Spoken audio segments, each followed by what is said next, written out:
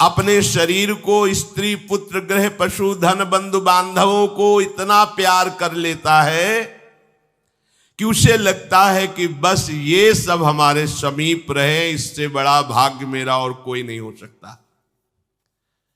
अब इनके पालन पोषण की चिंता में इसका हृदय जलता रहता है। दुर्वासना से दूषित हृदय होने के कारण इसके हृदय में ज्ञान नहीं होता। परिवार का पोषण करने के लिए पाप करने लगता है, मनमानी आचरण, जैसे धन आवे वैसे। ध्यान रखना, यदि आपने किसी निर्दोष को दंड विधान किया है किसी पदवी पे बैठ के, या किसी असहाय असमर्थ को अपने बल के द्वारा रौंद करके तुमने धन लिया है, या छल कपट हिंसा के द्वारा तुमने धन लिया है, तो किसी दूसरे की जरूरत नहीं तुम्हारा नाश करने के लिए, वो धन ही पर्याप्त है। जो धन तुमने लिया है तुम्हें किसी दूसरे दुश्मन की जरूरत नहीं, वो धन ही तुम्हारा सर्वनाश कर देगा। देख लेना, देख लेना, खुद अनुभव कर लेना।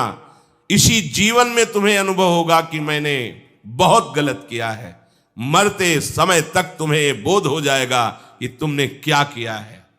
अभी नशा है तुम्हारे दिमाग में बल का, बुद्धि का, तो देख लो कुमार्गामी प्रवृत्तियों के द्वारा धन कमा के, पर जब इसका परिणाम आएगा तो रोते नहीं बनेगा, रोने लायक भी नहीं रहोगे, आंसू भी नहीं निकल पाएंगे, आह मचेगी हृदय में। वो अपनी परिवार के पोषण के लिए इतना जलने लगता है कि तरह तरह की पाप की कमाई करके परिवार को सुखी करना चाहता है। हे माता जी, वो धन वस्तुएं कमा के लाता है और उल्टा स्त्रियों के द्वारा संभोग आदि के समय प्रदर्शित किए हुए माया में कपटपूर्ण प्रेम को वो अपना जीवन समझ लेता है। बालकों की मीठी मीठी तोतली बानी में वो इतना फंस जाता है कि दुख प्रधान कपटपूर्ण कर्म करके उनकी कामनाओं को पूर्ण करना चाहता है। दूसरे बेटे का अपहरण करके उसकी हत्या भले हो जाए पर मेरा बेटा सुखी रहे। कैसे ऐसा हो सकता है? ऐसा कैसे हो सकता है? अगर किसी को तुमने 100 आंसू गिराए हैं तो 10,000 आंसू तुम तैयार रखो, तुम्हारे 10,000 आंसू गिरेंगे। तुमने किसी को अगर एक बार भी कटुवचन बोला है तो 10 बार तुम्हें कटुवचन सहना पड़ेगा। ये भूमि है, जैसे एक दाना फेंको तो सैकड़ों दाना पैदा कर देती, इसे कर्म भूमि कहते हैं। तुम्हारा कर्म बहुतायत होकर तुम्हें फल देगा, अच्छा या बुरा, जैसा कर्म किया है। अब वो सोचता है कि धन के द्वारा हम अपने और अपने परिवार के दुख का नाश कर लेंगे। इसी में वो सुख मानने लगता है कि एन केन प्रकारेण दंभ कपट पाखंड झूठ हिंसा दुराचार व्यभिचार, कैसे भी वो धन मिलना चाहिए। अब वो भयंकर हिंसा वृत्ति के द्वारा धन संचय करता है और अपने परिवार का पोषण करता है, जिसके फलस्वरूप उसके लिए नरक निश्चित हो जाता है। जीते जी ये अमुक नरक में जाएगा।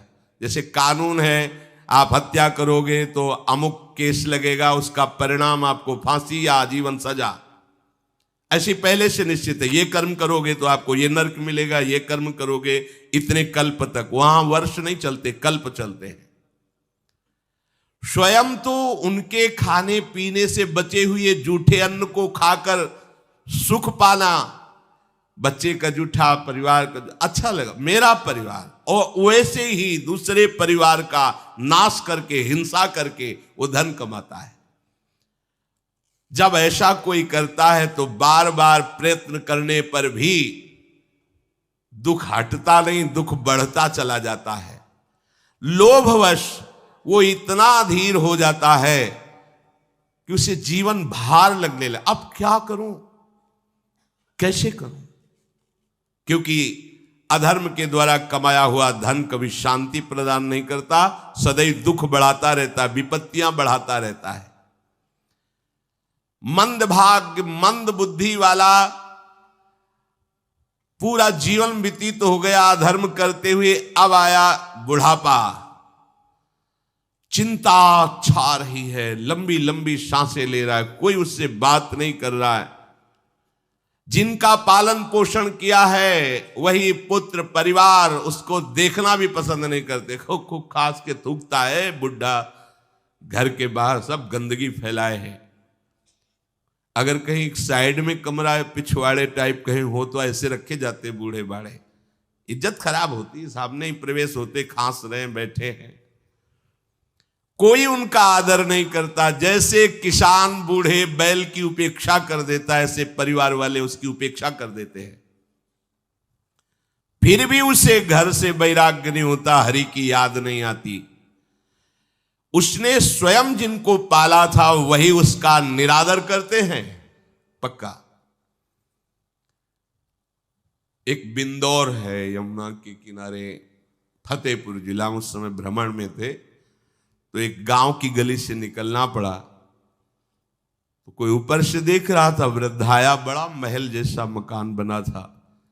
स्वामी जी रुकिए रुकिए रुकिए, बोलिए क्या बात? मैं बहुत दुखी हूं, ये सब मैंने कमा के मकान बनाया है, मेरे बच्चे मुझे रोज गाली देते हैं, मारते हैं, अच्छे अच्छे पदार्थों बना के पाते हैं मेरे लिए, ऐसे ही क्या करूं?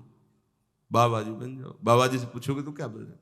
एकमात्र उपाय भगवान की शरण में हो, अब भजन करो, चौथी अवस्था है। बोले वो तुमसे बात नहीं बनेगी।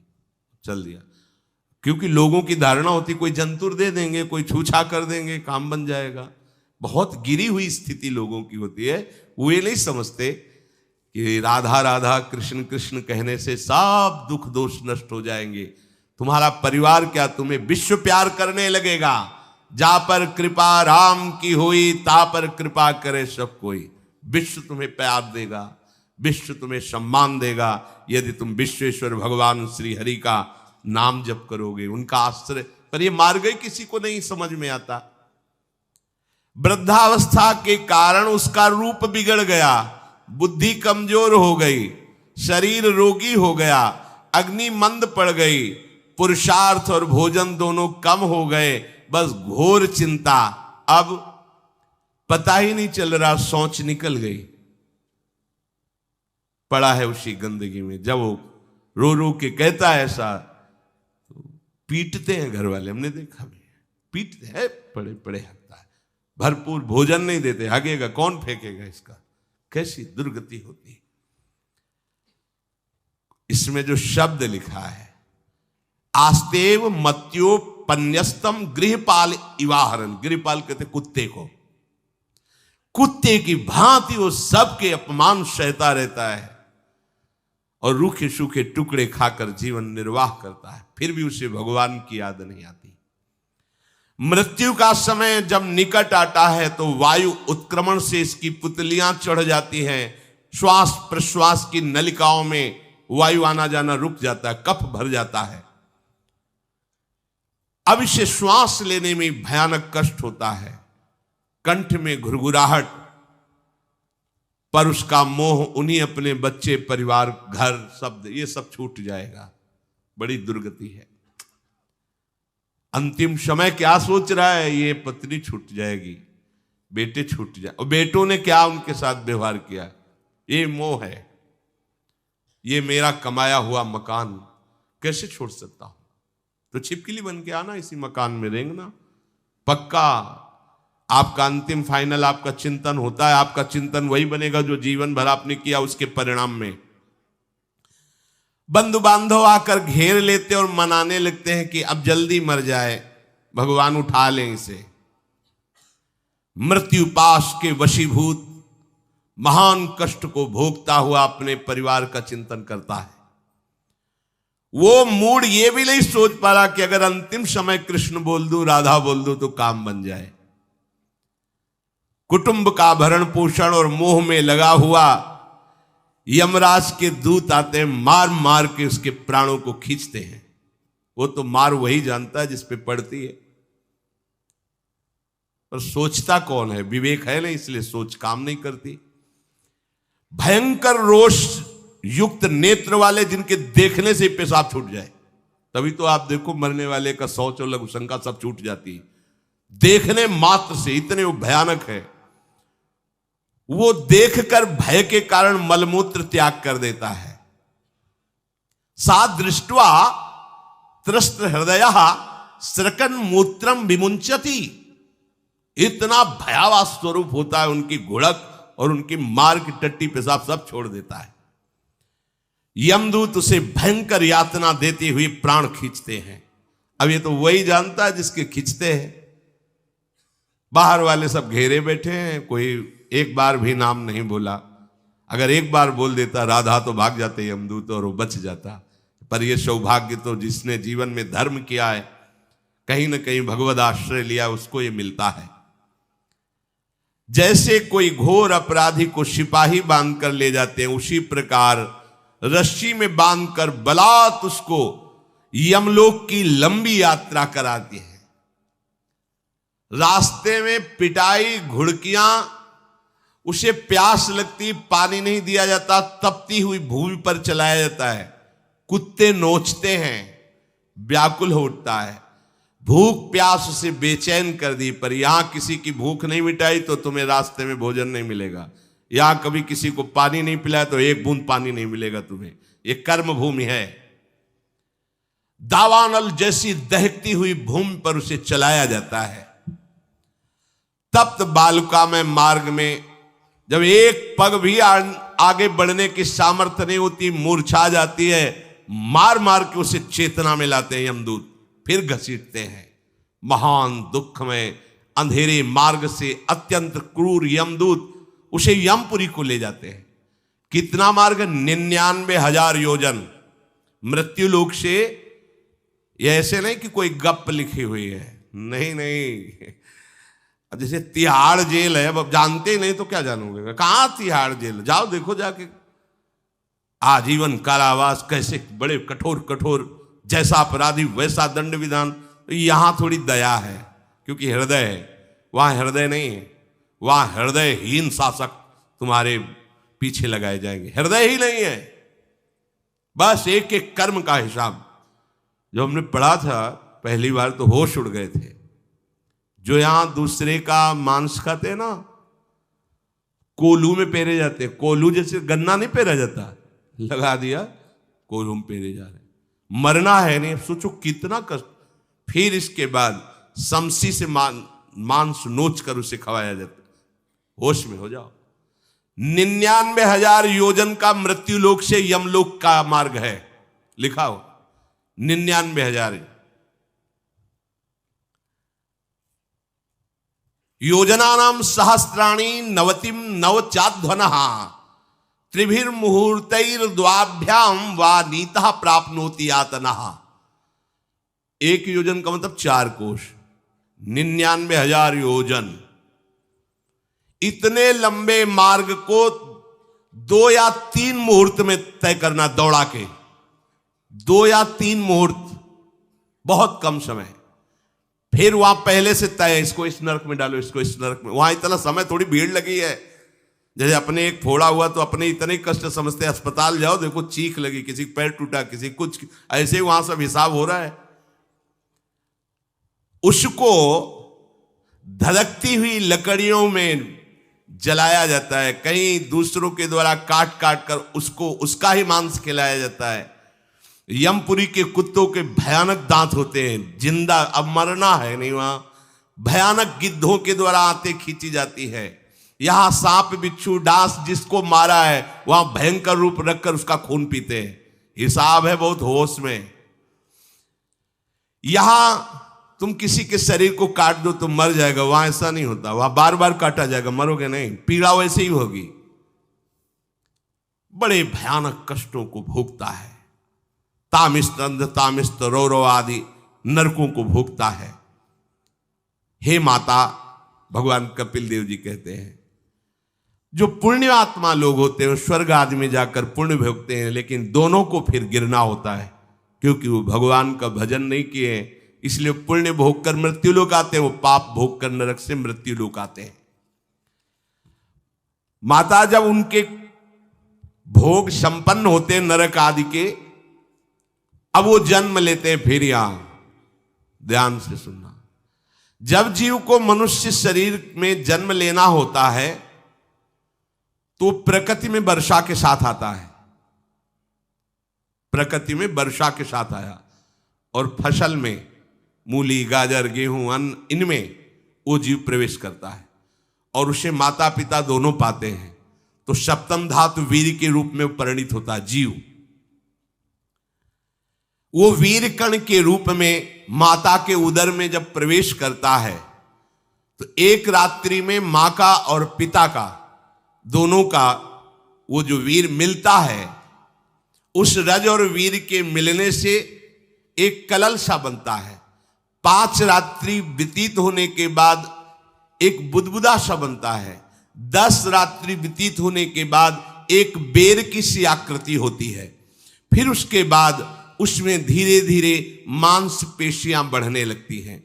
1 महीने में उसके सिर निकल आता है, 2 महीने में हाथ पांव अंगों का विभाग होता है, 3रे महीने में नख, रोम, अस्थि, चर्म, स्त्री पुरुष के चिन्ह प्रकट हो जाते हैं, 4 महीने में मांसादि 7 धातुएं प्रकट हो जाती है, 5वें महीने में चेतना जागृत हो जाती है।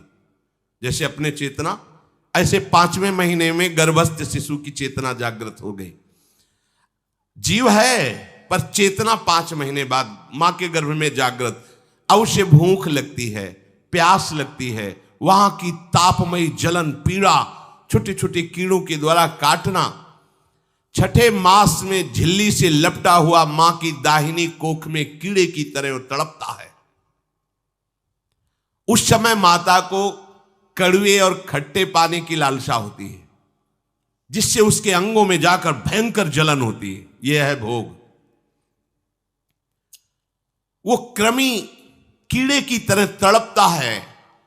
मलमूत्र के गड्ढे में बीच में झिल्ली में बंधा हुआ वो जीवात्मा सुकुमार तो होता है, वहां के कीड़े उसे नोचते हैं छोटे छोटे, वो तड़पता है।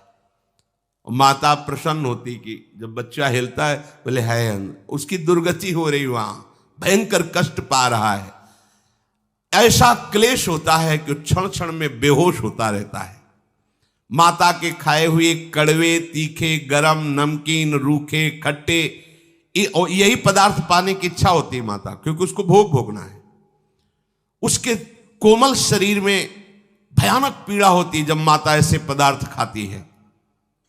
गर्भाशय की झिल्ली में लिपटा हुआ, आंतों और मलमूत्र से घिरा हुआ सिर, पेट की और पीठ और गर्दन, ये कुंडलाकार ऐसे कंकण जैसा, ऐसी आकृति गर्भस्थ शिशु की होती है। पिंजड़े में बंद पक्षी के समान पराधीन, ना तो वो हिल डुल सकता है, ना बोल सकता है, बड़ा असमर्थ दुख को भोग रहा है। चेतना पूरी है। इसी समय भगवान द्रवित होकर उसे ज्ञान देते हैं, गर्भस्थ शिशु को, सबको। जे उसे ज्ञान होता है तो सैकड़ों जन्म के कुकर्मों से याद आते हैं, सैकड़ों जन्म के।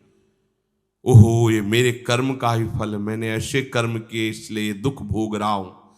बेचैन हो जाता है, कैसे निपट पाऊंगा, सैकड़ों जन्म के कर्म जमा है। अब महान अशांति उसके हृदय में, उस शरीर में भयंकर पीड़ा। कुंडलाकार शरीर है, हिल भी नहीं सकता है, बस कीड़े काटते, बड़ी तड़पन, बड़ी जलन, भूख प्यास की जलन। अब एक और भयानक जलन हुई, उसे स्मरण हो जाता है कई जन्मों के, सैकड़ों जन्मों के पाप कर्मों का। 7वां महीना आरंभ हुआ कि ज्ञान का उन्मेष हो गया। अब प्रसूति वायु उसे चला रही है, तड़पता है वो। सप्त धातु में स्थूल शरीर से बंधा हुआ वो जीव भयभीत होकर के पुकारता है, अगर कोई भगवान है तो एक बार मुझे यहां से निकाल दे। वो विनय करता है भगवान से, कोई अगर भगवान है जिसने मुझे इस बंधन में डाला है, एक बार निकाल दे, यहां से जाके केवल भजन करूंगा। जीव कहता, जंतुरुवाच तस्योपशन्नमवितुम जगदिच्छयात् नाना तनोर्भुवि चलच्चरणारविंदम सोहम ब्रजामि शरणम रकुतो भयम में येने दृशी गतिरदर्श सतोनुरूपा। हे प्रभु, मैं बड़ा अधम हूं, ये ज्ञान भगवान की तरफ से गर्भस्थ शिशु को होता है। देखो, स्वयं वो इतना कष्ट पा रहा है, फिर जब आप गर्भ हत्या करते हैं तो आपका पाप कितना बड़ा होगा सोचो। सब माताओं से विनय है, संयम से रहो, सावधान रहो। ये हत्या ऐसी नहीं कि तुम्हारे दान पुण्य से क्षमा हो जाएगी। ये जो भ्रूण हत्या है, गर्भ हत्या है, बहुत बड़ा पाप है। आप लोग अज्ञान के कारण इसको ध्यान नहीं देते, इसे खिलवाड़ समझते हो। कितना ज्ञान है। बेटी ही मां है, बेटी ही बहन है, बेटी ही पत्नी बनती है, बेटी ही किसी के जीवन को धारण करने वाली बनती है। और आपने गर्भ में देख लिया बेटी है, तुम स्वयं मां होकर उसका साथ दे रहे हो, उसका नष्ट करने के लिए। हमारी तो बात ही समझ में नहीं आती, क्या बुद्धि भ्रष्ट हो गई। अगर पुरुष का इतना महत्व है तो बेटियां ना हो तो तुम्हारी कौन सी गति होगी, सोचो जरा। जीना मुश्किल हो जाएगा तुम्हारा। तुम पुरुष किस काम के रह जाओगे। तुम्हारा अर्धांग काट दिया जाए तो तुम कैसे होगे। ये स्त्री स्वरूप अर्धांग है। जिस घर में मां बहन नहीं है, स्त्री स्वरूप नहीं, श्मशान जैसा वो होता है।